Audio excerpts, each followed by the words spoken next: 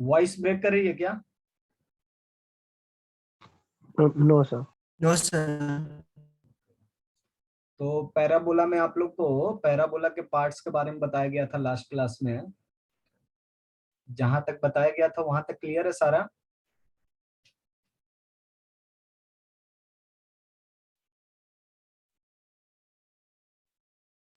Yes sir. Okay, बहुत बढ़िया। आप लोग का जो टेस्ट होने वाला है, नेक्स्ट टेस्ट जो है वो कब है? 21 को है।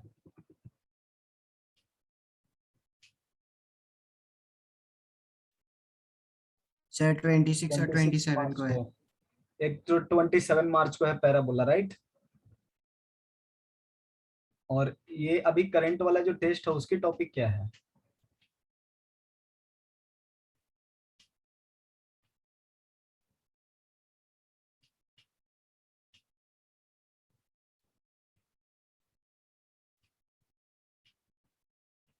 सर करंट में कौन सी भी नहीं अभी।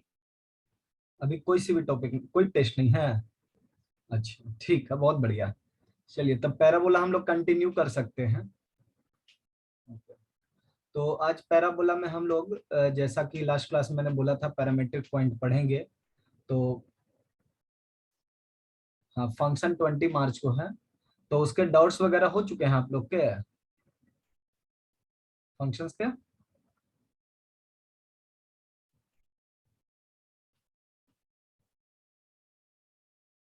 फंक्शन के डाउट्स वगैरह हो चुके हैं आप लोग के? नहीं सर, अभी चल रहा है। चल रहा है, ठीक है। तो यहाँ पे हम लोग पैराबोला कंटिन्यू कर लेते हैं, ठीक है। आइए। सो आज के क्लास में हम लोग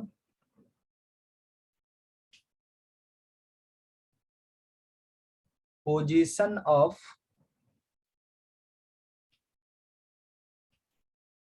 पॉइंट पे चर्चा करेंगे, ठीक है, with respect to parabola.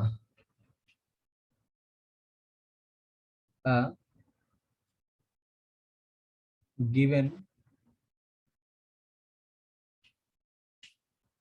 Parabola, ठीक है।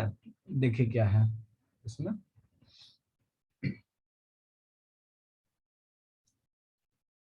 ये वेरी वेरी सिंपल टॉपिक है। लेट अस अज्यूम हमारा केस जो है पॉइंट x1 कॉमा y1 का है और पैराबोला हमारा y square minus 4ax equal to 0। इस कोनिक को हम लोग s y square minus 4ax से डिनोट कर सकते हैं, ठीक है। तो यहाँ पे डायरेक्ट अगर हम रिजल्ट याद करना चाहें तो रिजल्ट याद कर सकते हैं, वो बेटर होगा, ठीक है। लेकिन उससे पहले मैं पैराबोला के इनसाइड और आउटसाइड रीजन को बताना पसंद करूंगा, क्योंकि पैराबोला जो है एक ओपन फिगर है, राइट। पैराबोला एक ओपन फिगर है।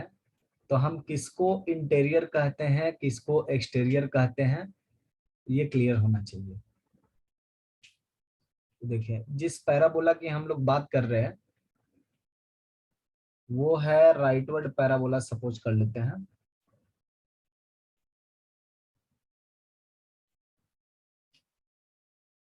ये मेरा राइटवर्ड पैराबोला, ठीक है, जहां पर ए हमने ग्रेटर देन 0 लिया है, y square equal to 4ax।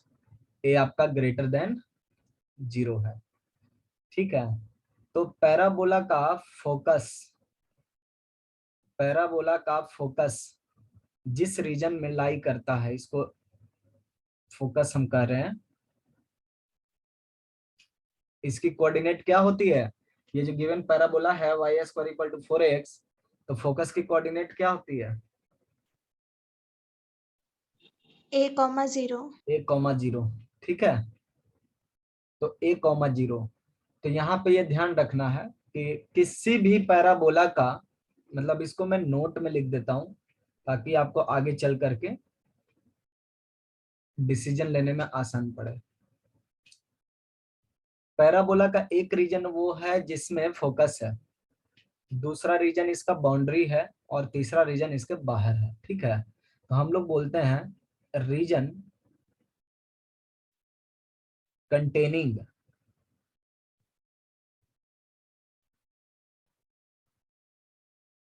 Focus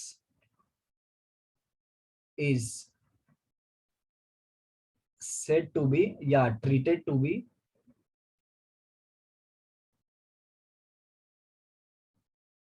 interior reason.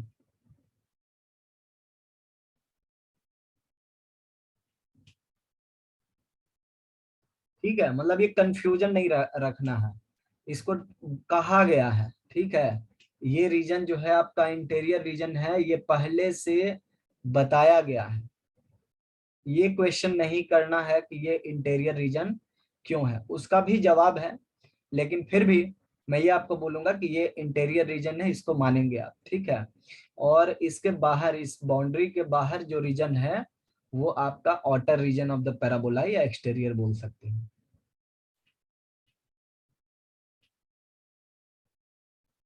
ये ध्यान में रखना है, ठीक है। तो यहाँ पे एकदम स्ट्रेट लाइन वाली कॉन्सेप्ट है, ठीक है, या फिर सर्कल जैसा समझ सकते हो। वहां पर भी हम लोग सेम कॉन्सेप्ट डिस्कस किए, position point with respect to circle, position of 2 points with respect to a given line, है ना। तो यहाँ पे कॉन्सेप्ट ये है कि आप S1 फाइंड कर लें, मतलब कंप्लीटली सब्स्टिट्यूट कर दें। मैं S1 को x1 y1 का फंक्शन बता रहा हूँ, और इसका वैल्यू जो हो जाएगा पैराबोला के इक्वेशन के हिसाब से y1 square minus 4a x1, जिस पैराबोला को हम ले करके चल रहे हैं उसके हिसाब से S1 x1 y1 पर वैल्यू क्या देगा, y1 square minus 4a x1 देगा, है ना। डायरेक्टली हमने सब्स्टिट्यूट कर दिया है। तो यहाँ पे कॉन्सेप्ट ये कहता है कि आपका अगर S1 x1 y1 greater than 0 है, इसका डबल इंप्लाइज बोल सकते हो कि x1 y1 जो है वो एक्सटीरियर में लाई कर रहा है, lies outside parabola.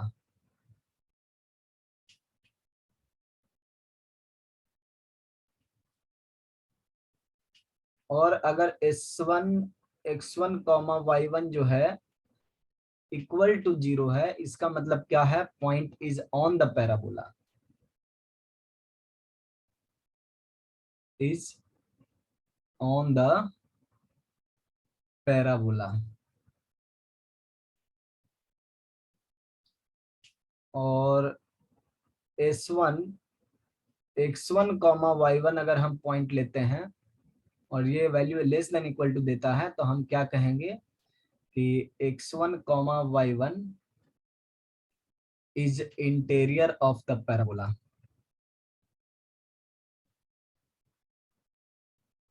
Of parabola.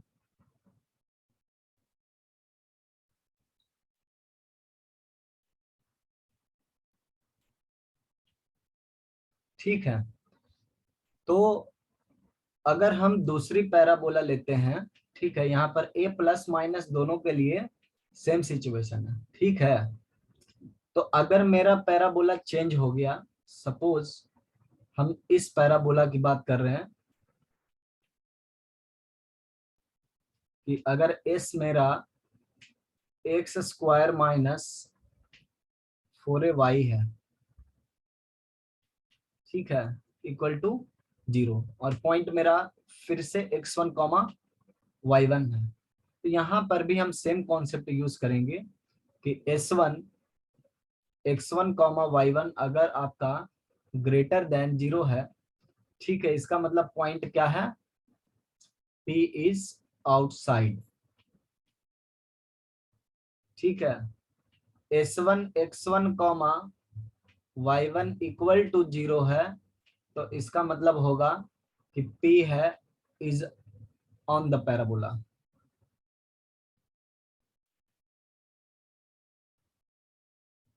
S1 x1 y1 यदि लेस देन 0 है, तो P आपका इंटीरियर में होगा।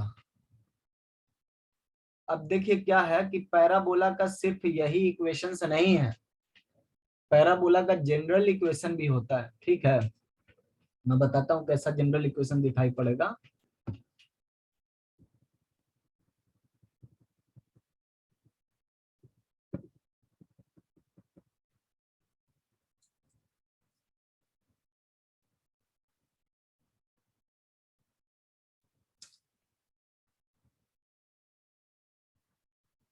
मान लीजिए कि हमारे पास पैराबोला है x square minus 2xy plus y square plus x plus y equal to 0। ठीक है, ये मेरा पैराबोला का इक्वेशन है। और एक पॉइंट मुझे दिया गया है 1, -2। So discuss the location of point with respect to this parabola. Discuss position of point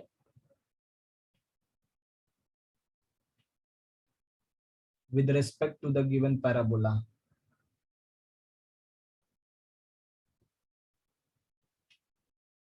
तब यहाँ पर हम कैसे काम करेंगे, ठीक है, तो उसके बारे में थोड़ा हम लोग डिस्कस करते हैं अच्छे से। वैसे इसका डायरेक्ट ट्रिक भी है, ठीक है, मैं डायरेक्ट रिजल्ट पर भी आऊंगा, लेकिन अभी फिलहाल हम लोग इसको डिटेल में डिस्कस करेंगे कि कैसे हम जानेंगे कि ये पैराबोला है, वहां तक हम इसको परसीव करना चाहते हैं। ठीक है, कि हमें कैसे पता चलेगा कि ये सही मायने में एक पैराबोला है। क्लियर? तो देखिए क्या है इसका सॉल्यूशन। सबसे पहले यहाँ पर हम h square minus a b की बात करेंगे। जैसे ए का वैल्यू कितना है, अगर हम x square plus y square, यहाँ पे प्लस वाई पहले नहीं लिखना चाहिए,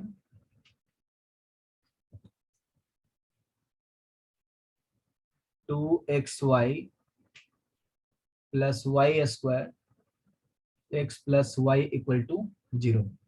तो आप यहाँ पर इसको कंपेयर करेंगे a x square 2hxy b y square 2gx 2fy plus c से कंपेयर करेंगे।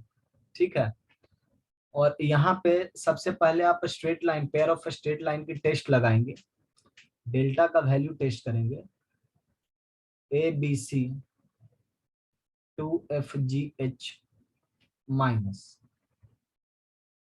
bg square minus af square minus ch square. ठीक है, तो a का वैल्यू कितना है मेरा, यहाँ पे अगर हम कहीं पर लिख ले डायरेक्टली कि ये मेरा कितना है, तो यहाँ पे हम लिख रहे हैं a इक्वल टू मेरा 1 है, h की वैल्यू जो है आपकी -1 है, b की वैल्यू आपकी ये भी 1 है, और g की वैल्यू अगर आप f की वैल्यू देखेंगे तो ये दोनों आपका माइनस प्लस हाफ के बराबर, राइट, और c की वैल्यू आपकी 0। तो सबसे पहले इस टेस्ट को चेक कर लें, तो एबीसी आपका 0 हो जाएगा, बिकॉज सी 0 मतलब सी वाला जितना टर्म है वो हटा दो क्योंकि वो 0 है। अब यहाँ पे अपने पास बचा 2fgh minus bg square minus F square. अब इनके वैल्यूज पुट कर लें। ठीक है, सो 2 टाइम्स f का वैल्यू हाफ है, g का वैल्यू भी हाफ है, और h का वैल्यू आपका -1। उसके बाद b और g ये सब की वैल्यू पुट कर लें, तो 1 इंटू -1/4 लिखेंगे, प्लस 1/4 सॉरी, क्योंकि जी स्क्वायर है ना, और यहाँ पर भी 1 इंटू 1/4 लिखेंगे। Now see what is happening here. Delta की वैल्यू अब चेक करें कितना मिल रहा है, ये हो रहा है आपका -1/2। देखिए इसमें -1 भी है तो ये हो गया -1/2, और यहाँ पर आप देखें ये -1/2 अगेन है, मिल करके कितना हो गया, -1 हो गया। तो आपका डेल्टा बेसिकली 0 के बराबर नहीं है। ये साबित करता है डेल्टा 0 के बराबर नहीं है, ये साबित ये करता है कि ये पेयर ऑफ स्ट्रेट लाइन नहीं है। It's not a pair of straight line, it's not a pair of straight line. ठीक है, तो अगर ये पेयर ऑफ स्ट्रेट लाइन नहीं है तो फिर क्या है? क्या ये सर्कल है? क्या ये सर्कल है? कोई बता सकता है मुझे? क्या जो गिवन इक्वेशन है वो सर्कल रिप्रेजेंट कर रहा है?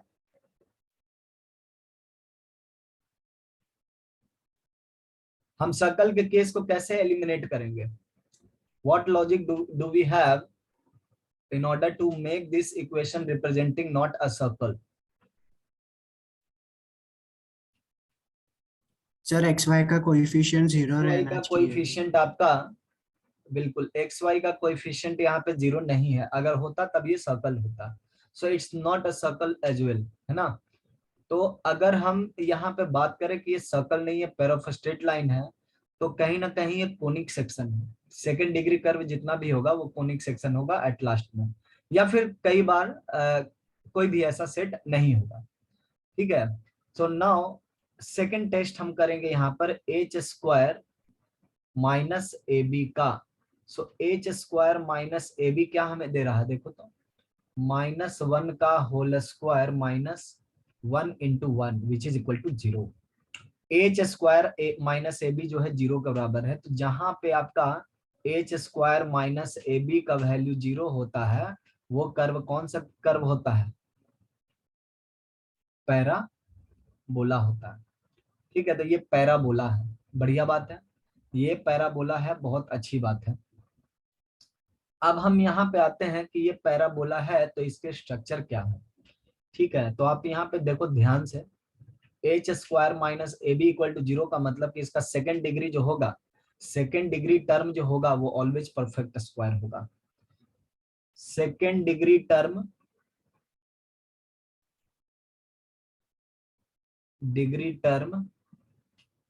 Is always a perfect square.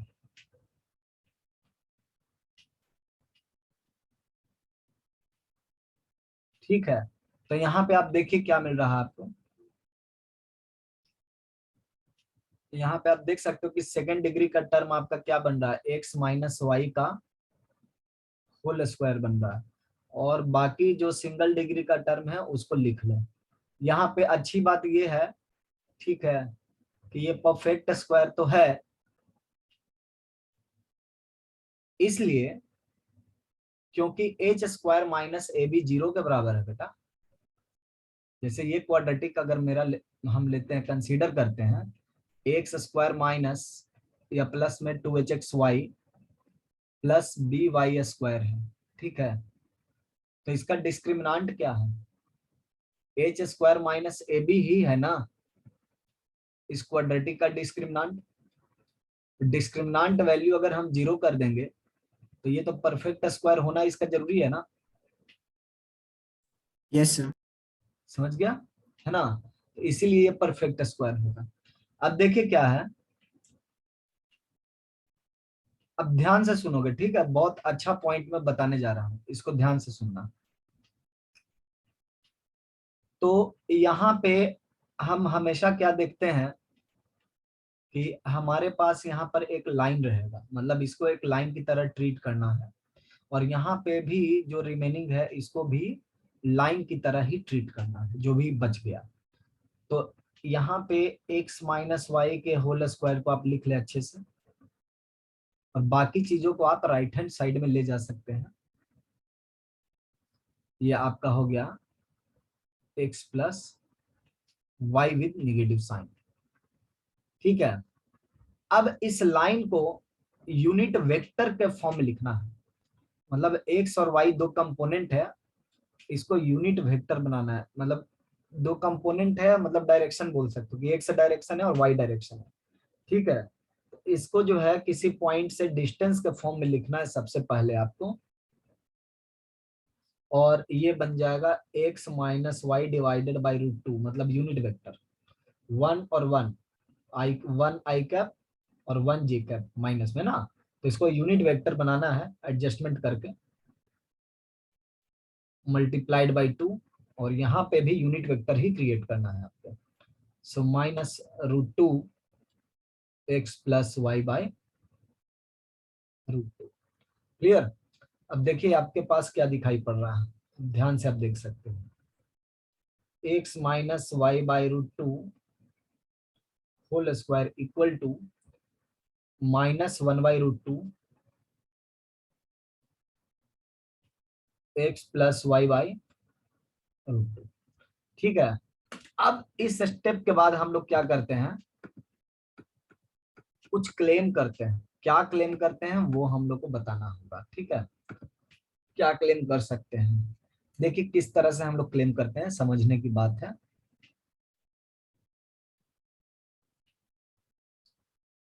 आपके पास क्या होता है generally, y square equal to 4x type का पैराबोला होता है ना, तो हम स्क्वायर के अंदर ना एक यूनिट लाइन ले रहे हैं, और यहाँ पे भी हम एक यूनिट लाइन ले रहे हैं। तो y equal to 0 line, y equal to 0 line parabola के लिए क्या होता है, y इक्वल टू 0 लाइन जो है यही है आपका एक्सिस, और x इक्वल टू 0 लाइन जो है आपका टेंजेंट एट द वर्टेक्स है। इसका मतलब क्या हो गया, यहाँ पर एक्सिस अगर हम देखें अपने गिवन पैराबोला का, तो वो है x minus y by √2 equal to 0 line. Definitely √2 को आप 0 में मिला सकते हो, और अगर टेंजेंट एट वर्टेक्स हम बोले, टीवी बोले टेंजेंट एट वर्टेक्स, तो ये है आपका x plus y by √2 line, जो जिसको आप 0 में मिला सकते हो। तो अब देखिए पैराबोला कैसा दिखाई पड़ेगा इस सिस्टम में, इसको समझना है। इतनी बात क्लियर है ना सबको कि हम कंपेयर सर हाँ बोलो। सर हमने क्या क्लेम किया वो फिर से बताओ ना।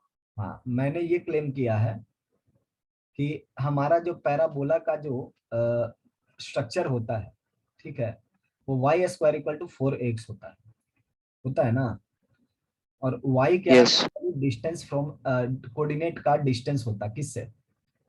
अब देखो यहाँ पर अगर आप x, y लेते हो, तो what is y, y is distance from axis, है ना, और x क्या है, तो x जो है आपका वो distance from y at the vertex, tangent at the vertex यहाँ पर बोलेंगे। ठीक है, तो पैराबोला का जो भी स्ट्रक्चर होता है वो डिस्टेंस x, y का एक्सिस से डिस्टेंस, ठीक है, यही है एक्सिस आपका, एक्सिस से डिस्टेंस का whole square will be equal to,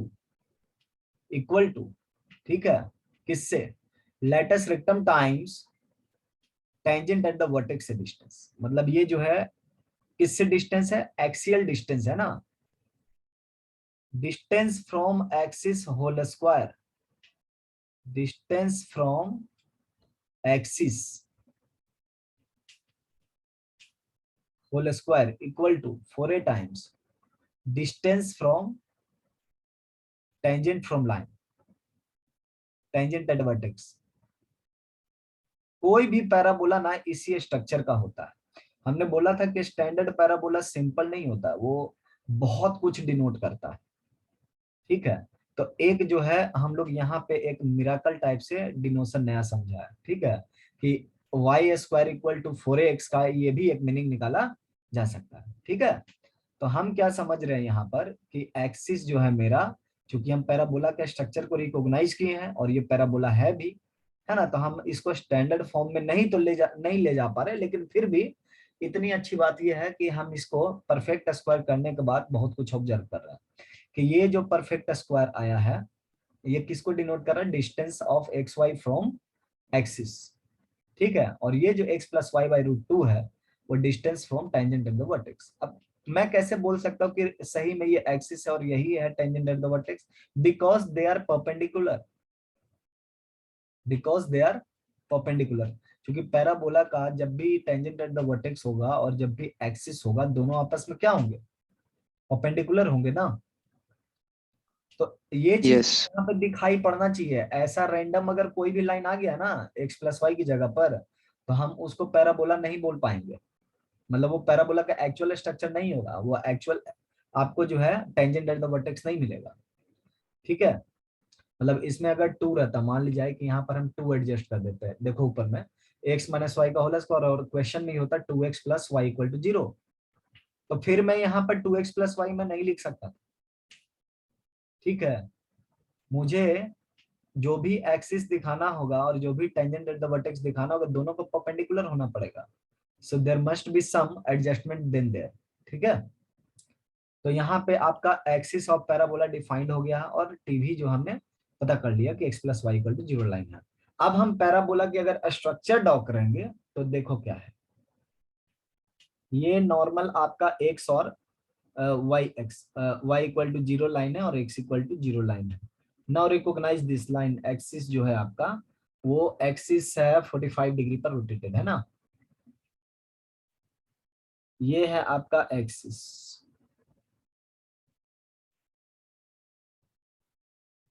और ये है आपका टेंजेंट, ये एक्सिस में लिख देता हूं, और ये है आपका टेंजेंट एट द वर्टेक्स।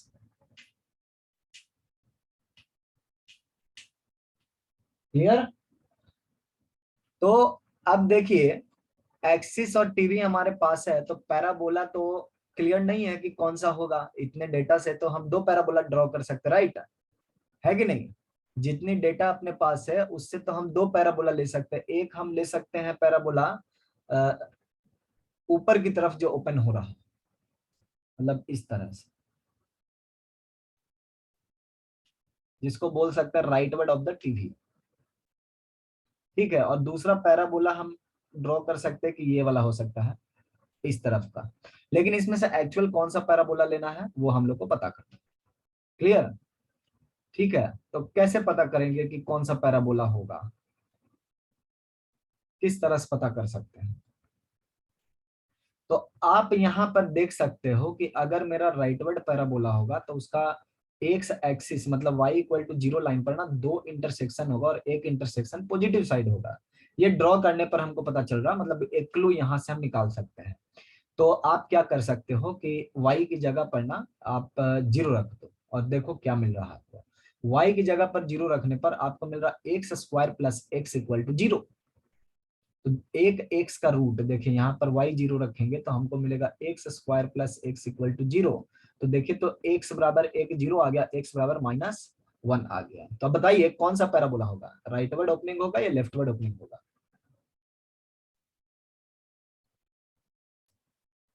कौन सा पैराबोला होगा? ये नीचे राइट वाला वर्ड। राइट वर्ड वाला होना चाहिए, मतलब ये वाला पॉइंट ऑफ इंटरसेक्शन होना चाहिए क्या? No no sir, no leftward वाला होना नो, चाहिए ना? Left word. यस ठीक है, यस। तो इसका मतलब क्या हो गया कि आपका पैराबोला जो है राइट वर्ड नहीं था, है ना? तो इस तरह का भी पैराबोला आपको कभी कभी मिल जाएगा और डेफिनेटली ये सिलेबस का पार्ट ही है। ठीक है, तो यहाँ पे हम इसको पहले रिमूव कर लेते हैं, फिर एक्सिस बना देंगे। तो इतना तो क्लियर हो गया ना कि पैराबोला कैसे पहचान रहे हैं। मतलब आपको कहीं ना कहीं से क्लू लेना पड़ेगा, मतलब डायरेक्ट ये बताना कि क्या है पैराबोला नहीं है, ये थोड़ा सा दिक्कत होगा। क्योंकि हमने यहाँ पे कॉन्सेप्ट तो रोटेशन का लगाया है, लेकिन मैं एक्चुअल रोटेशन यहाँ पे आपको बता नहीं रहा। इट डजेंट मीन कि आपका यहाँ पर माइनस इंडिकेट कर रहा है इसलिए ये आपका नीचे आ गया। ठीक है, क्योंकि यहाँ पर हम y माइनस भी रख सकते हैं, y माइनस एक्स भी लिख सकते हैं, और यहाँ पर x माइनस वाई भी हम लिख सकते हैं। तो ये क्लैरिटी नहीं देगा कि यहाँ पर किस स्ट्रक्चर में लिखने से आपका काम हो जाता है। ठीक है, तो ये रोटेशन के कॉन्सेप्ट से क्लियर होगा, जो कि हम बहुत बाद में पढ़ेंगे। अभी फिलहाल ऐसे ही काम चला रहे हैं। समझ गया? तो ये आपका पैराबोला हो गया -1, 0। अब इसकी फोकस आप देख सकते हो कहाँ है, थर्ड क्वाड्रेंट में, राइट? इसकी फोकस जो भी है वो थर्ड क्वाड्रेंट में, बढ़िया बात है। तो ये रीजन क्या होना चाहिए? इंटीरियर होना चाहिए, होना चाहिए ना इंटीरियर। अब देखिए क्या है, हमें कौन सा पॉइंट दिया गया था? हमें जो पॉइंट दिया गया था वो पॉइंट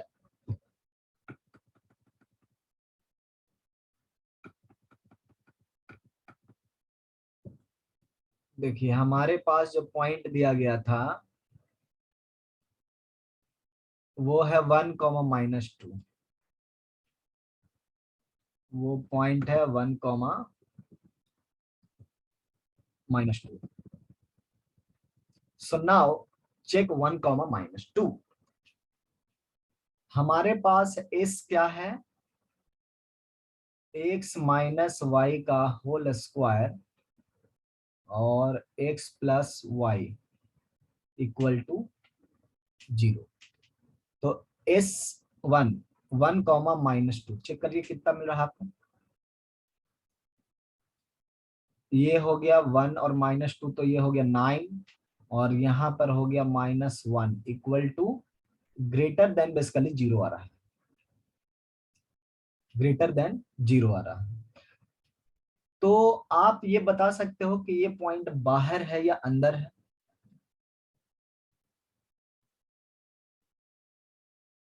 बाहर होना चाहिए ना. देखिए 1 यहाँ पर है ना, और -2 इसके डबल हो जाएगा इधर कुछ, तो ये पॉइंट जो है देखिए बाहर आ रहा है. बात समझ में आ रही है, पॉइंट बाहर आ रहा है. क्लियर.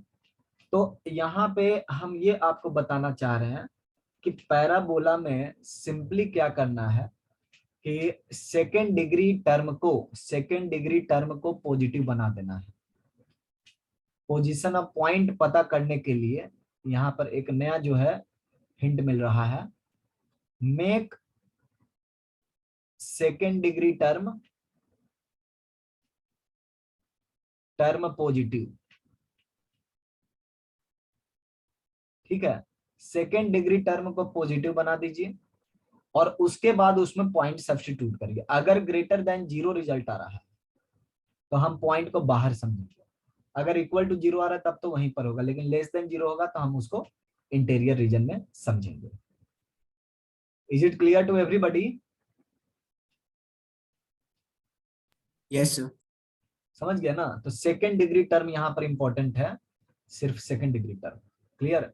और एक चीज हमने ये यहाँ पर सीखा है इस एग्जांपल से कि पैराबोला को हम इस तरीके से भी सोच सकते हैं ना, distance from axis whole square equal to latus rectum times distance from tangent at the vertex. तो यहाँ पे लेटस रेक्टम का वैल्यू क्या है बच्चा, इस पैराबोला का लेटस रेक्टम का वैल्यू क्या हो जाएगा,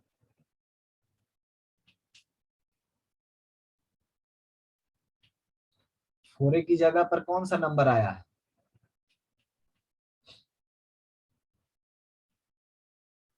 1/√2. तो लेटस रेक्टम यहां पर क्या हो जाएगा, 1/√2. Is it clear to everybody?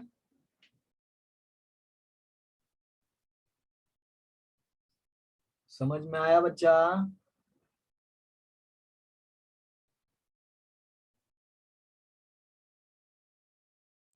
Yes sir. Very good. आइए, तो ये पोजीशन ऑफ पॉइंट हो गया.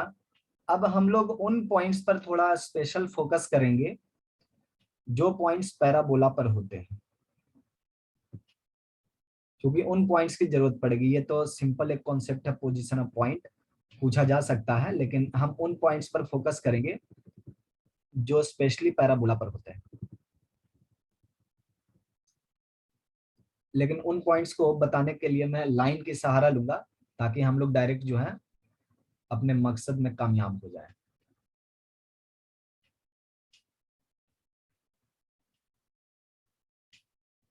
Line and parabola. पैराबोला जब भी हम लोग लेते हैं स्टैंडर्ड पैराबोला लेते हैं, y² इक्वल टू 4ax और लाइन हमारा है y equal to mx plus c. तो इस लाइन का पैराबोला के रिस्पेक्ट में 3 लोकेशंस हो सकता है.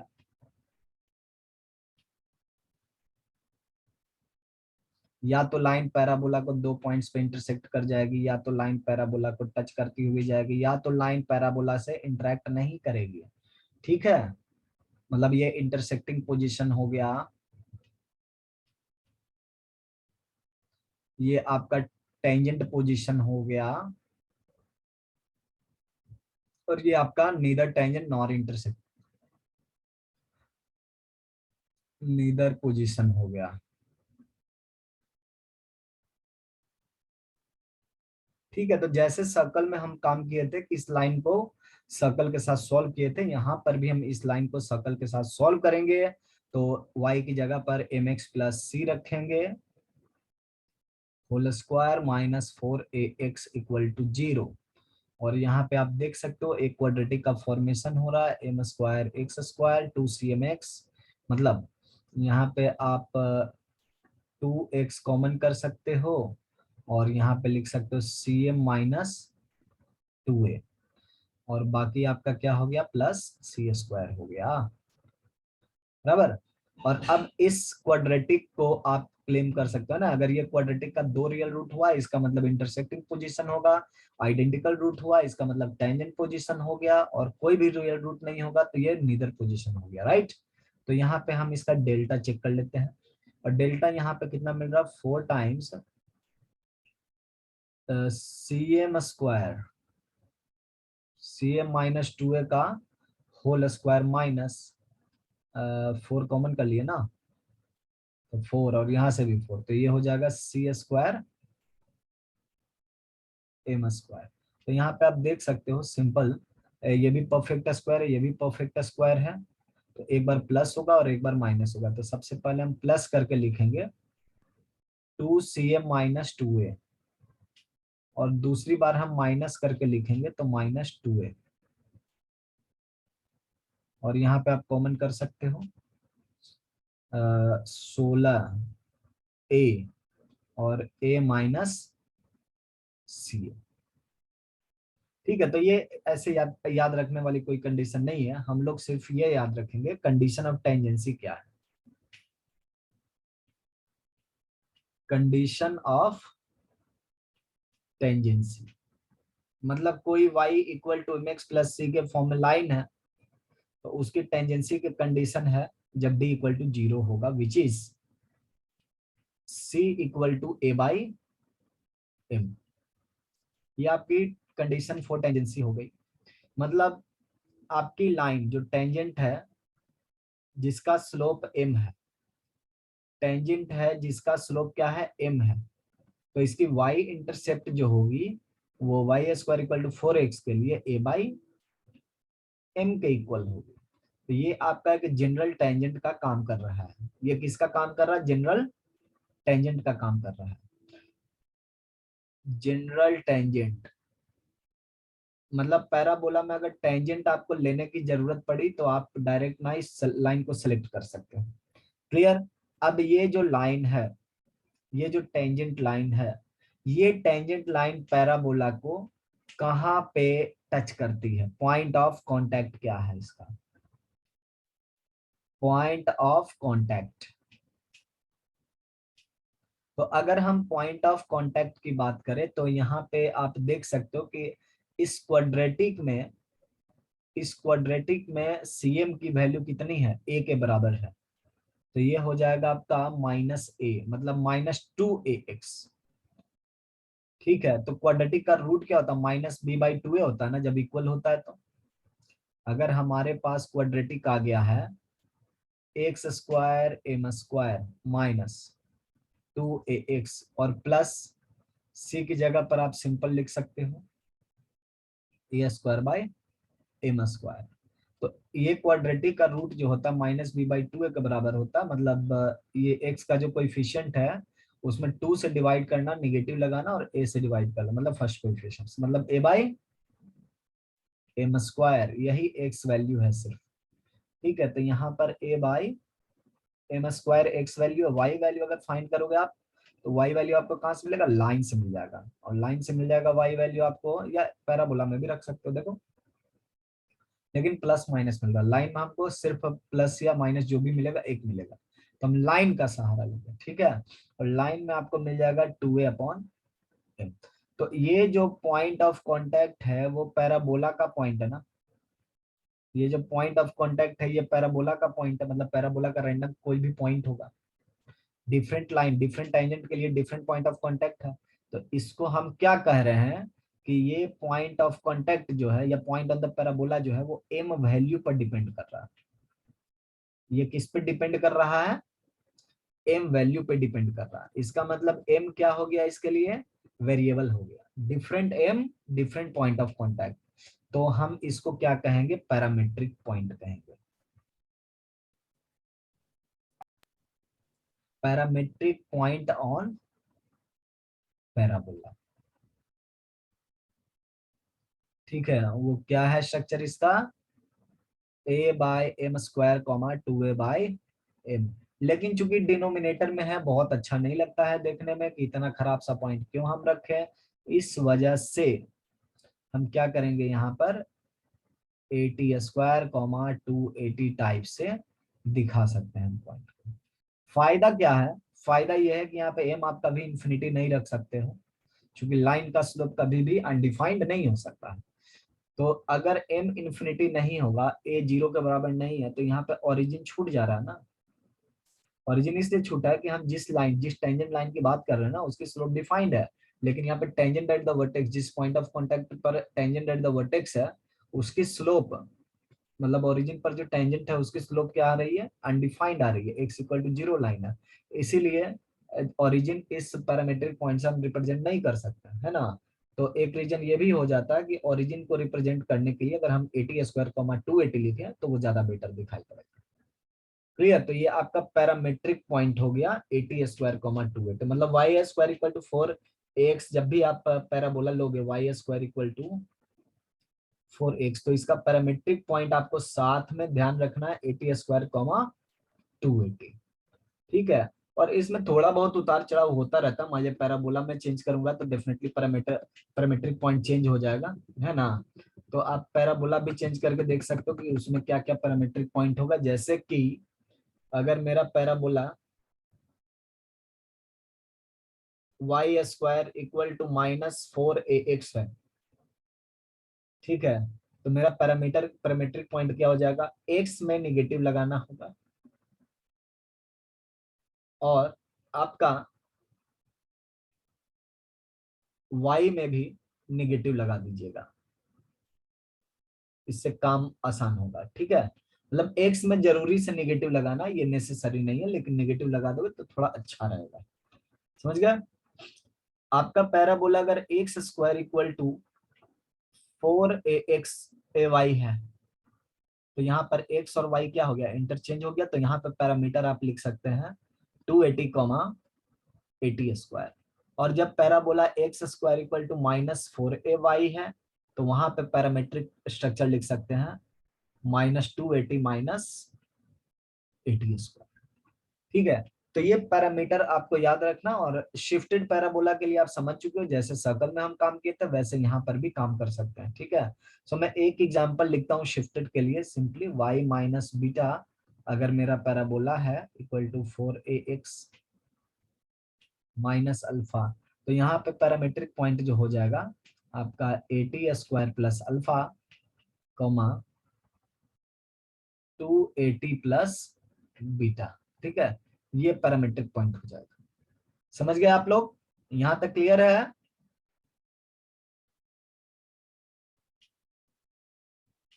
सर इसका कोऑर्डिनेट कैसे लिखा?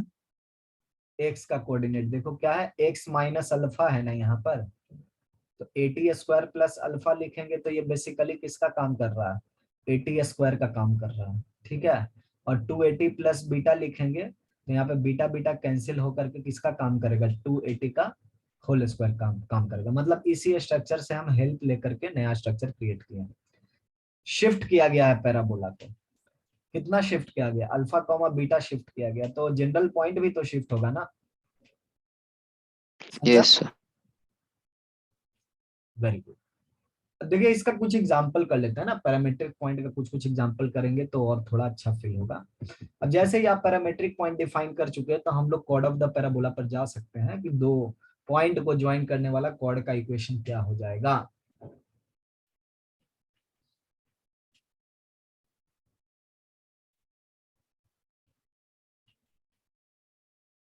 इक्वेशन ऑफ कॉर्ड ज्वाइनिंग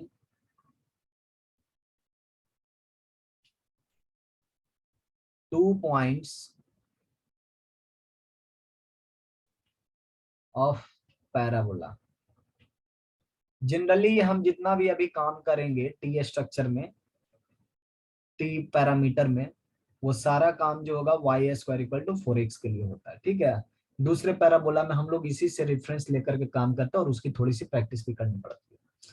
सो मान लेते हैं कि मेरे पास एस कर्व जो दिया हुआ है y square equal to -4ax है, और पॉइंट इस पे दो लिया गया, एक पॉइंट p t1 लिया गया है, that means a t1 square comma 2a t1 है, और दूसरी पॉइंट हम लोग को क्यू t2 लिया गया, मतलब उसका पैरामीटर t2 होगा, और ये आपका a t2 square comma 2a t2 हो गया, ठीक है। तो कॉर्ड की इक्वेशन, कॉर्ड की स्लोप, ये सारी चीजें हम लोग कर सकते हैं, ठीक है। सो इक्वेशन ऑफ कॉर्ड में लिख रहा हूं, equation of chord simple 2 point form हम लिख सकते हैं, y minus 281 divided by 281 minus t2 और x minus a t1 square और a t1 square minus a t2 square, ठीक है।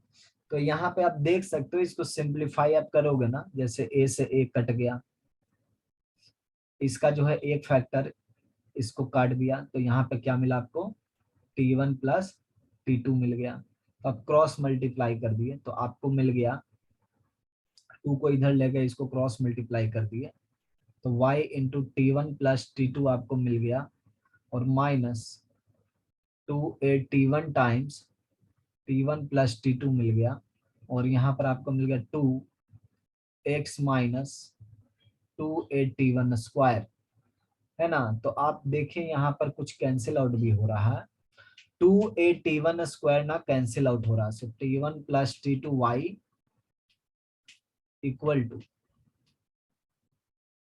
2x तो रहेगा ही, है ना, 2 into x plus a t1 t2 है, 2 into x plus a t1 t2 है। तो ये आपका ना कॉर्ड का इक्वेशन है, और इसको रट जाना है, मेमोरी में फिट कर लेना कि पैराबोला में जो कॉर्ड होता है वो इसी स्ट्रक्चर का होता है, और इसकी इक्वेशन आपको याद करनी होगी, नहीं तो फिर पैराबोला में कभी भी कॉर्ड पूछेगा तो बहुत ही लेंथी वर्जन से जा सकते हो, ठीक है। तो ये आपका कॉर्ड का इक्वेशन हो गया, और पैराबोला में ये पॉइंट का रिप्रेजेंटेशन हो गया। नाउ कॉर्ड में कुछ स्पेशल कॉर्ड की हम बात कर रहे हैं। सबसे पहला जो है स्पेशल कॉर्ड है वो डबल ऑर्डिनेट है। स्पेशल कॉर्ड, इसमें सबसे पहला है डबल ऑर्डिनेट का नाम, डबल ऑर्डिनेट्स। नाम जब दिया गया था तो स्टैंडर्ड पैराबोला ही लाइफ में था, इसीलिए स्टैंडर्ड पैराबोला के रेस्पेक्ट में ही इसको डिफाइन करते हैं हम लोग। बाकी पैराबोला में अगर कहीं पर मिल जाता है तो ठीक है, उसके हिसाब से हम काम करेंगे। डबल ऑर्डिनेट का मतलब ये होता है कि any chord of the parabola which is perpendicular to axis, any chord of the parabola which is perpendicular to axis, ये है डबल ऑर्डिनेट, ये है डबल ऑर्डिनेट, ठीक है। तो ये सारे क्या है, डबल ऑर्डिनेट्स हैं। ये एक्सिस के परपेंडिकुलर होता है, इसका मिड पॉइंट जो होता है एक्सिस पर होता है। क्लियर है यहाँ पे डबल ऑर्डिनेट। डबल ऑर्डिनेट के किसी एक पॉइंट को अगर आप 80 स्क्वायर कॉमा 280 कंसीडर करते हो, तो आपका दूसरे कॉर्ड का जो दूसरे एंड पॉइंट का जो कोऑर्डिनेट होगा वो 80 स्क्वायर कॉमा माइनस 280 होगा, है ना, क्योंकि जितना ऊपर जाएगा उतना नीचे जाएगा, एक्स कोऑर्डिनेट रिमेंस सेम। तो ये आपका डबल ऑर्डिनेट हो गया। मतलब लेटस रेक्टम की अगर हम बात करें, लेटस रेक्टम की बात करें तो लेटस रेक्टम भी एक तरह का क्या है, डबल ऑर्डिनेट है ना। So double ordinates are those chords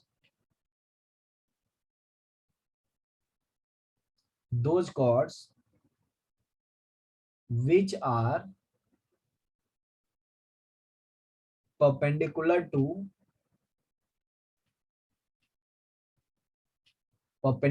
to axis of parabola.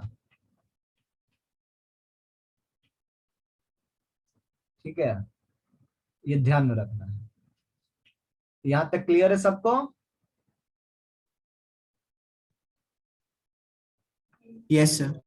दूसरा जो इंपॉर्टेंट कॉर्ड्स हैं पैराबोला के, उसको हम लोग फोकल कॉर्ड्स का नाम देते हैं। ठीक है, फोकल कॉर्ड्स। देखिए डबल ऑर्डिनेट में तो मैं कुछ नहीं इसका इक्वेशन बताऊं, क्योंकि ये जो है एक्सिस के परपेंडिकुलर है, तो simply x equal to c line हो जाएगा। लेकिन दूसरा जो टाइप इंपॉर्टेंट है वो focal cord.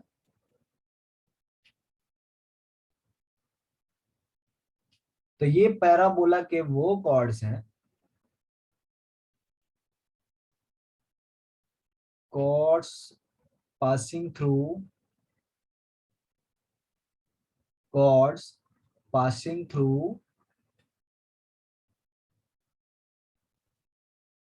focus of the parabola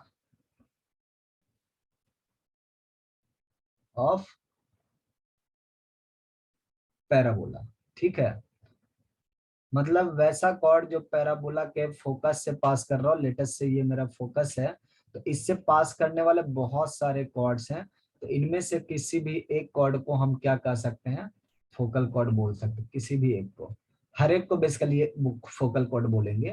clear? तो ये फोकल कॉर्ड है। अब फोकल कॉर्ड यहाँ पर ये तो है, बढ़िया चीज है, और मेरा पैराबोला भी 1,0 इसका फोकस है।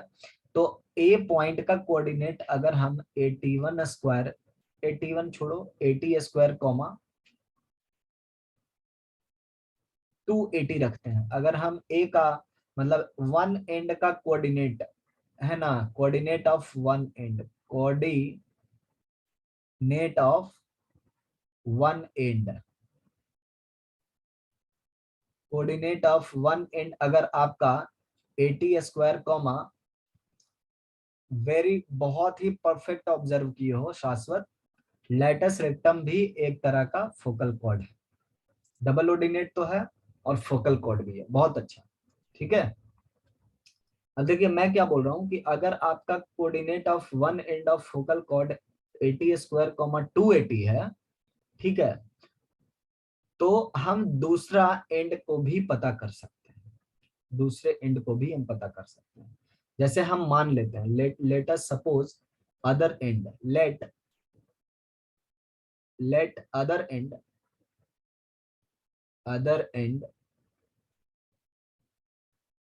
has have coordinates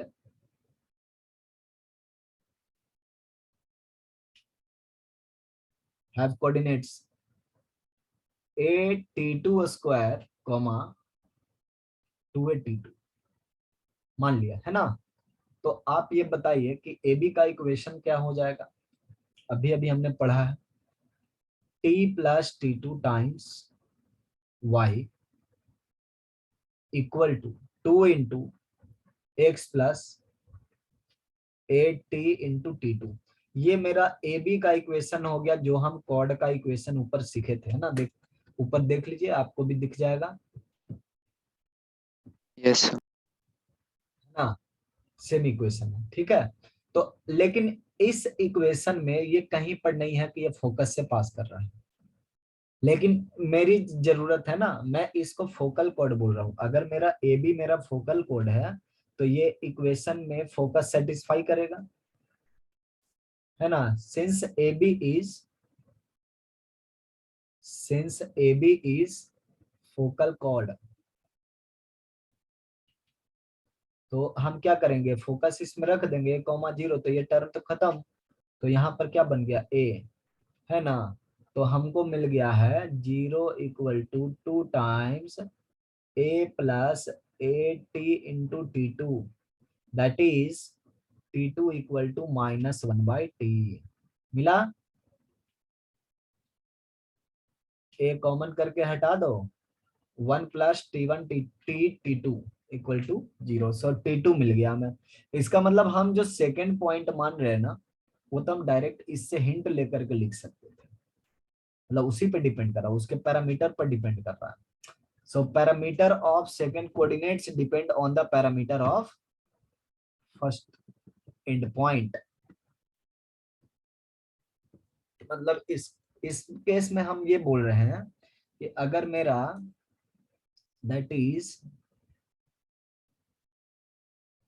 that is P with parameter T1 and Q with parameter T2 are two extremities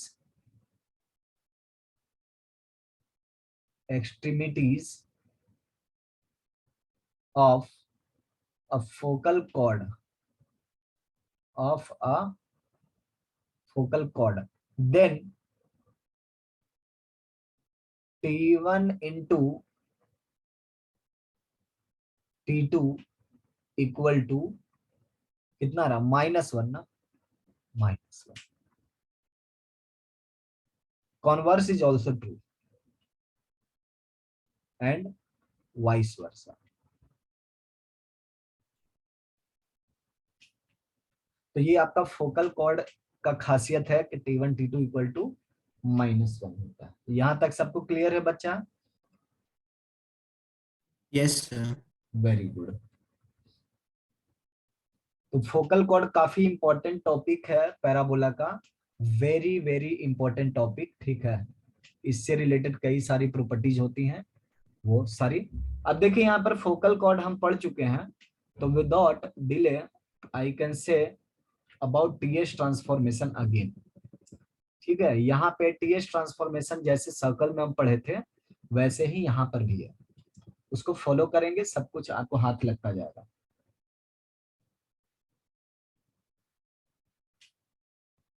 TS transformation,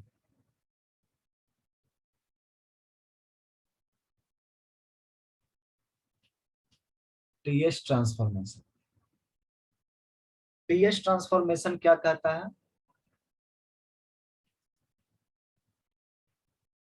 अगर आपका एस जो है y² - 4ax इक्वल टू 0, ठीक है, और आपको पैराबोला का एक पॉइंट जो है x1, y1 दिया हुआ है, पी पॉइंट जो पैराबोला का पॉइंट है x1, y1। तो इस पी पॉइंट के रिस्पेक्ट में अगर हम t इक्वल टू 0 ट्रांसफॉर्मेशन करते हैं इक्वेशन में, जो कि y² को y1 लिखता है, याद है ना सबको? और x को x प्लस x1/2 लिखता है। ये आपका टी ट्रांसफॉर्मेशन, सर्कल में आप लोग टी ट्रांसफॉर्मेशन किए थे ना, तो ये टी ट्रांसफॉर्मेशन देता क्या है? ये जो है आपका tangent at that very point देगा, मतलब ये टेंजेंट का इक्वेशन है। ये t इक्वल टू 0 किसका इक्वेशन देगा? टेंजेंट का इक्वेशन देगा, ठीक है। अगर आपका पॉइंट पैराबोला पर नहीं है, पैराबोला के बाहर है, अगर पॉइंट आपका पैराबोला के बाहर है x1, y1, तो यहां से दो टेंजेंट आप लेंगे और दोनों का पॉइंट ऑफ कांटेक्ट ए और बी हुआ, ठीक है, तो t इक्वल टू 0 ऐसे केस में p के रेस्पेक्ट में सेम इक्वेशन दिखेगा जनरल फॉर्म में, x plus x1 equal to 0। ये किसका इक्वेशन होगा? ए बी का। ये तो आपका टेंजेंट का इक्वेशन हो गया ऊपर वाला। जब p आपका पैराबोला का पॉइंट है तो t इक्वल टू 0 किसका इक्वेशन है? टेंजेंट का इक्वेशन है। जब p पॉइंट आउटसाइड पैराबोला है तो t इक्वल टू 0 आपका कॉर्ड ऑफ कॉन्टैक्ट का इक्वेशन है, कॉर्ड ऑफ कॉन्टैक्ट। ठीक है, ये सेम थ्योरी है जो सर्कल में आप पढ़े थे, कोई नया थ्योरी नहीं है। और तो और आपको कुछ और बात याद होगी, पेयर ऑफ टेंजेंट का ज्वाइंट इक्वेशन का क्या शॉर्टकट, किसी को याद है?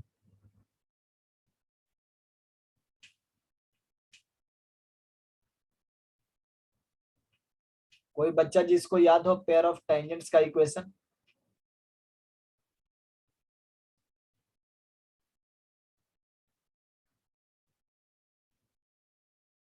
पेयर ऑफ टेंजेंट्स का इक्वेशन जो है आपका T square equal to S S one था। ठीक है, पी पॉइंट के रिस्पेक्ट में, सो टी की जगह पर यही लिख दोगे आप, y y one minus 2ax plus x1 whole square, और आपका एस तो हो गया same Y square minus 4ax, और यहाँ पर y1 स्क्वायर माइनस 4ax1। ये आपका पेयर ऑफ टेंजेंट का इक्वेशन है। ठीक है, एक केस और पढ़े थे टी इक्वल टू मतलब टी एस ट्रांसफॉर्मेशन में, वो केस था आपका chord with mid point given mid point, chord with given mid point.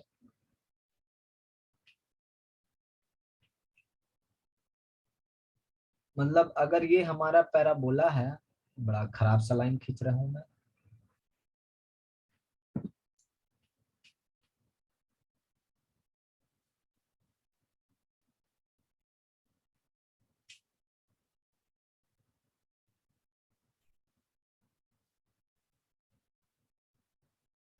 ए और बी,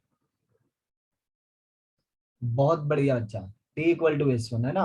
अगर हमें मिड पॉइंट दिया गया हो, कॉर्ड का मिड पॉइंट पी है और इसका कोऑर्डिनेट x1 कॉमा y1 दिया गया हो, तो equation of a b, circle में क्या था, t equal to S one था, यहाँ पर भी t equal to S one ही है। इवन आपका पूरे कोनिक में ये सिस्टम चलता रहेगा टी एस ट्रांसफॉर्मेशन का।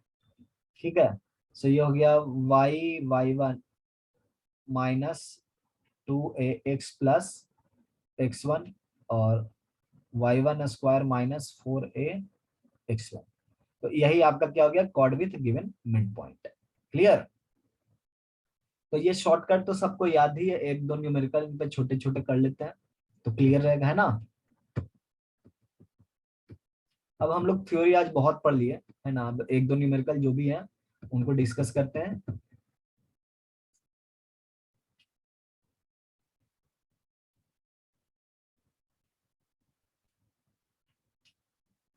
Find locus of midpoints, locus of midpoints of the chords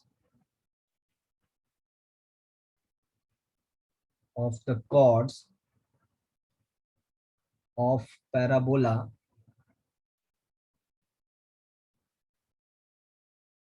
y square equal to 4ax passing through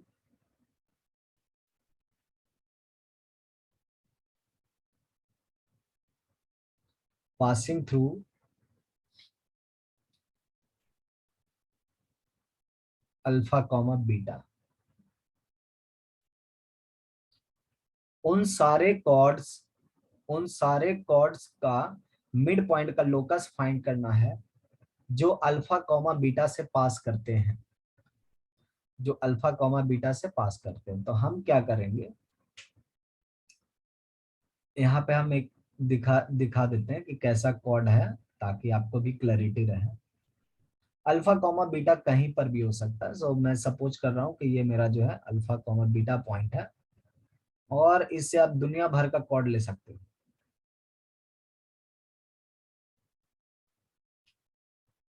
वो ये कॉर्ड तो इंटरसेक्ट करेगा ही नहीं, ठीक है, थोड़ा गड़बड़ हो गया है, तो इस कॉर्ड को इरेज कर लेते हैं।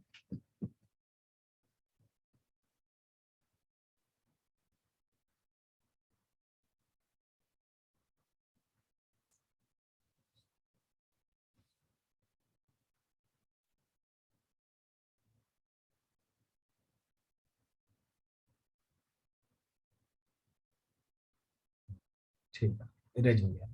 तो इस तरह से हम कई सारे कॉर्ड्स ले सकते हैं, आप देख चुके हैं। और ये कॉर्ड का ना मिड पॉइंट देखिए, ये एक मिड पॉइंट हुआ इसका मिड पॉइंट इधर कहीं हो रहा है ना। तो ये सारे कॉर्ड्स का ना मिड पॉइंट का हम लोग को लोकस फाइंड करना है, कि लोकस क्या हो जाएगा। तो हम क्या करेंगे, इनमें से किसी एक मिड पॉइंट को h, k एज्यूम कर सकते हैं। So equation of the very chord which has midpoint at h, k, equation of chord which has या with midpoint at h, k point can be written as with respect to the given parabola which is y square equal to 4x, t equal to s1, है ना। ये shortcut है मेरा, और ये t की जगह पर हम क्या लिखेंगे, ky minus 2a x plus h equal to k square minus 4a h। Now ये तो सिर्फ हमने मिड पॉइंट वाला कॉर्ड, मतलब पी एच कॉमा के अगर मिड पॉइंट है तो उस कॉर्ड की इक्वेशन लिखी है, लेकिन हमें उन एच कॉमा के का लोकस फाइंड करना है जो कॉर्ड अल्फा कॉमा बीटा से पास करेगी। So now let this chord pass through alpha comma beta, so हो जाएगा k times beta minus 2a times alpha plus h equal to k square minus 4a h। Now आप k और h को x और y में convert कर सकते हैं। तो ये k हो जाएगा beta y minus 2a alpha plus h y square minus 4a x। ठीक है, तो ये भी एक पैराबोला ही आ रहा है, देखिए आप ध्यान से, है कि नहीं। यहाँ पे y स्क्वायर का टर्म है, x का टर्म है और y का टर्म है। y में क्वाड्रेटिक हो सकता है, बाकी आपका सेम है ना। तो ये भी एक पैराबोला ही बन रहा है।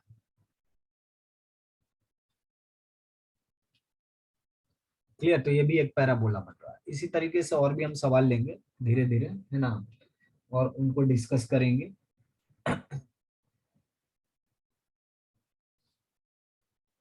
ये न्यूमेरिकल समझ में आया?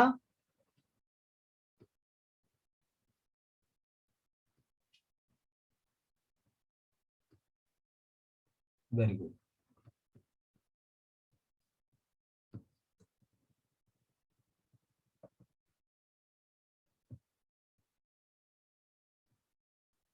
बहुत बढ़िया। अब हम पैराबोला के ना डायरेक्टर सर्कल को फाइंड करेंगे।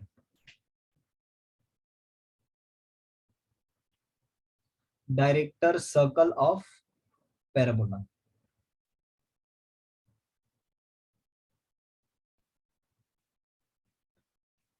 क्या होता है डायरेक्टर सर्कल, किसी को याद है सर्कल में क्या बताया गया था, डायरेक्टर सर्कल का कॉन्सेप्ट?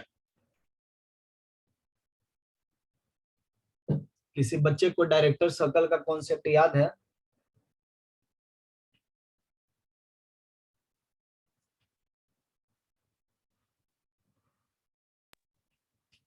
No sir. भूल गया है ना, इंपॉर्टेंट कॉन्सेप्ट है, उसको याद रखो। आप कोई इसके बच्चे बता, पॉइंट का फिर से बोलो बच्चा। Tangent intersecting sir perpendicular. Circle. बहुत बढ़िया, यस सर। वेरी गुड, बहुत बढ़िया। देखिए क्या है कि सर्कल में आपको बताया गया था कि दो टेंजेंट अगर आपस में परपेंडिकुलर हैं तो उनके पॉइंट ऑफ इंटरसेक्शन को हम लोग क्या कहते हैं, इसके लोकस को हम लोग डायरेक्टर सर्कल कहते हैं, राइट। सर्कल के कॉन्सेप्ट में ऐसा था कुछ। क्लियर, ये 90 डिग्री बनना चाहिए। तो पैराबोला में भी सेम डेफिनेशन है, कोई अंतर नहीं है, ठीक है। यहाँ पे भी सेम कॉन्सेप्ट है, इसीलिए मैं डायरेक्टर सर्कल को डिफाइन करना पसंद नहीं कर रहा हूँ। फिर भी हम लिख लेते हैं locus of point of intersection of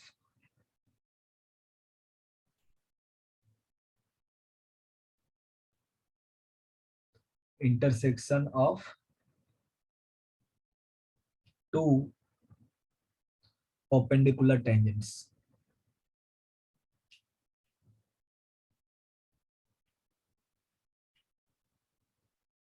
ठीक है। तो आप लोग ट्राई करो लोकस फाइंड करने का। टेंजेंट का इक्वेशन आपको पता ही है, दो परपेंडिकुलर टेंजेंट लीजिए और उसकी पॉइंट ऑफ इंटरसेक्शन फाइंड करिए और लोकस बताइए क्या होता है। हम Y square equal to 4ax में ही बात कर रहे हैं। देखिए ट्राई करिए आप लोग।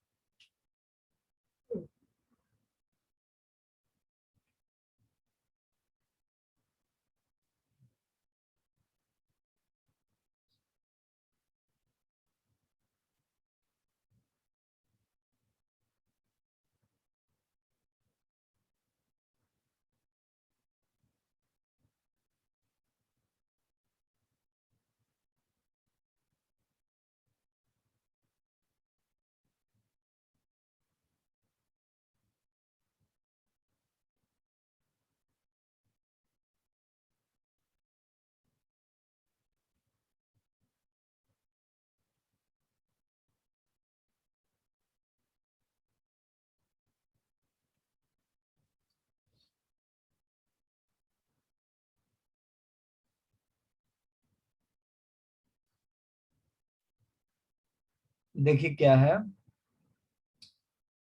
अगर हम y equal to mx plus a by m एक टेंजेंट को मानते हैं ना, ये मेरा एक टेंजेंट हुआ, तो दूसरा टेंजेंट मेरा क्या हो जाएगा, माइनस वाई माइनस 1/mx और माइनस ए एम होगा। एम की जगह पर -1/m हमने पुट कर दी है, तो ये मेरा दूसरा टेंजेंट मिल गया। क्या दोनों आपस में परपेंडिकुलर हैं?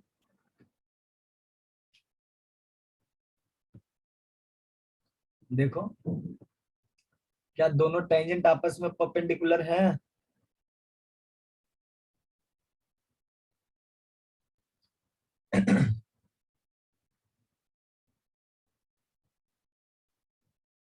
तो अब क्या करेंगे, इनका पॉइंट ऑफ इंटरसेक्शन फाइंड करेंगे।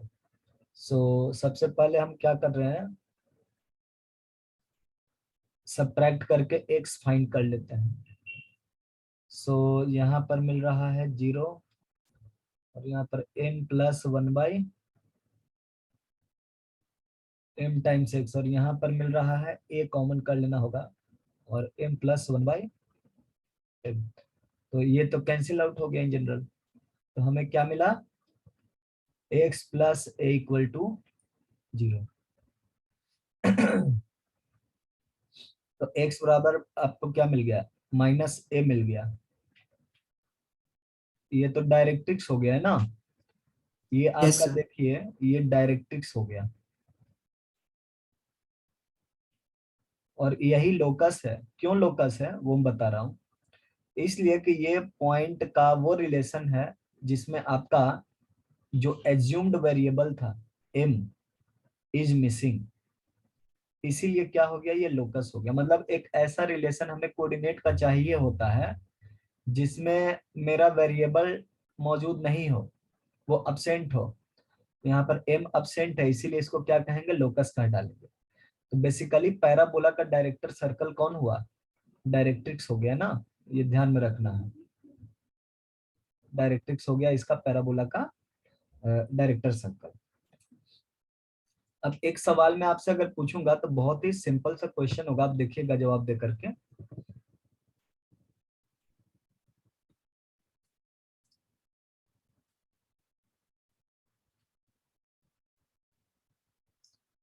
Find angle between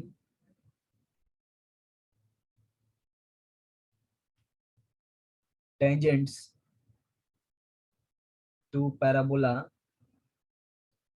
y square equal to -8x from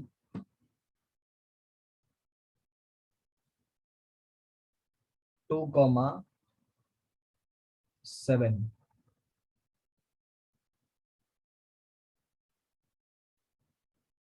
Find angle between tangents to the parabola y square equal to -8x from 2,7 point.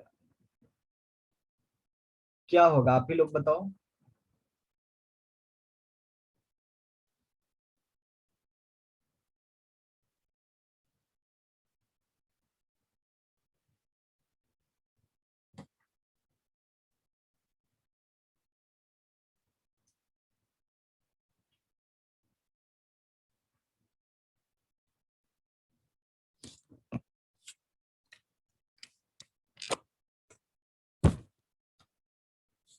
सबसे पहले ऑब्जर्व करो कि ये पॉइंट फोकस का पॉइंट है।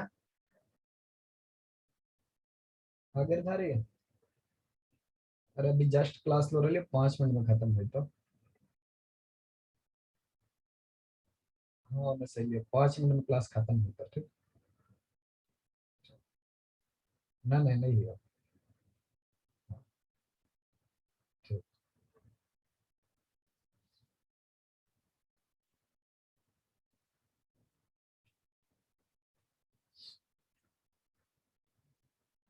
देखिए ये पैराबोला आपका राइट लेफ्टवर्ड ओपनिंग पैराबोला है,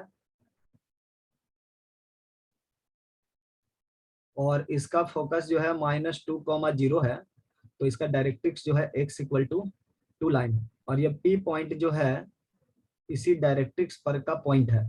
तो हम डायरेक्ट बोलेंगे कि एंगल कितना हो जाएगा मेरा, 90 डिग्री हो जाएगा, ठीक है। आंसर कितना हो गया, 90 डिग्री। जनरली पैराबोला में आपको पॉइंट जो देगा उसको ध्यान में रखना है कि क्या वो डायरेक्ट्रिक्स पर लाई कर रहा है। मैं इस पॉइंट को पॉइंट के कोऑर्डिनेट्स के नीचे लिख रहा हूं, अ पॉइंट ऑन डायरेक्ट्रिक्स, ठीक है। तो डायरेक्ट्रिक्स पर का पॉइंट जनरली दिया जाता है। एक क्वेश्चन और छोटा सा क्वेश्चन है, उसको हम लोग कर लेते हैं ताकि सारा कॉन्सेप्ट जितना डिस्कस किए हैं हर एक किसी के लिए एक एक एग्जांपल हो जाएगा।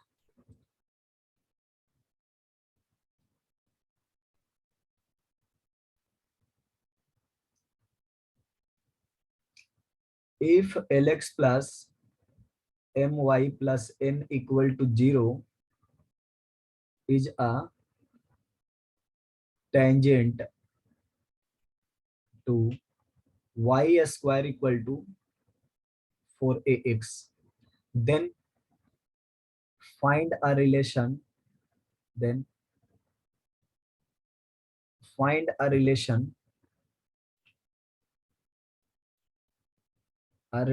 between L M N A।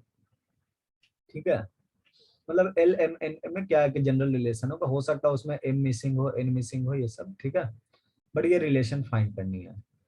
तो इसमें देखिए सिंपल हम क्या करेंगे, बहुत ही सिंपल तरीके से बोलेंगे कि इसका जो टेंजेंट होता है वो किस स्ट्रक्चर का होता है, y equal to M X plus A by M structure का होता है ना, जहां पर m डैश हम नेम करेंगे to differentiate between our m and slope.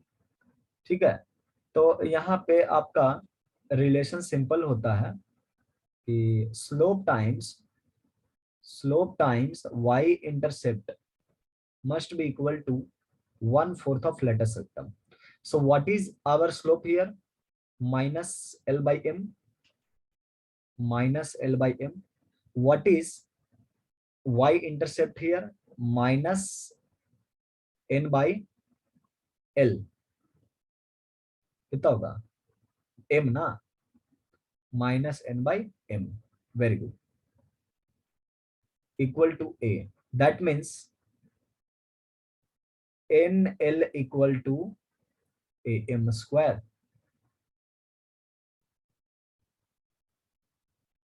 ठीक है, तो इस तरीके से हम लोग टेंजेंट सीख लिए, आज डायरेक्टर सर्कल सीख लिए, है ना, T इक्वल टू S1 सीख लिए, कोड ऑफ कॉन्टेक्ट सीख लिए, पोजीशन ऑफ पॉइंट सीख लिए, पैरामीटर पॉइंट सीख लिए, फोकल कॉर्ड सीख लिए, बहुत सारी चीजें पैराबोला में सीख चुके हैं। अब हमारे पास सिर्फ और सिर्फ जो नहीं सीखी हुई चीज है वो है नॉर्मल ऑफ द पैराबोला। ठीक है, सो अगले क्लास में हम लोग टेंजेंट एंड नॉर्मल करेंगे। टेंजेंट हम लोग ऑलरेडी कर चुके हैं, ठीक है, बट फिर भी हेडिंग के तौर पर मैं टेंजेंट एंड नॉर्मल लिखता हूँ। मतलब अब ये हो गया है कि इससे रिलेटेड जो प्रॉब्लम है, नॉर्मल को छोड़ दो, ठीक है, तो आप पैराबोला में सारे न्यूमेरिकल कर सकते हैं, मतलब आप हकदार हो अब उसको करने के। ठीक है, तो अगले क्लास में हम लोग टेंजेंट एंड नॉर्मल डिस्कस करेंगे।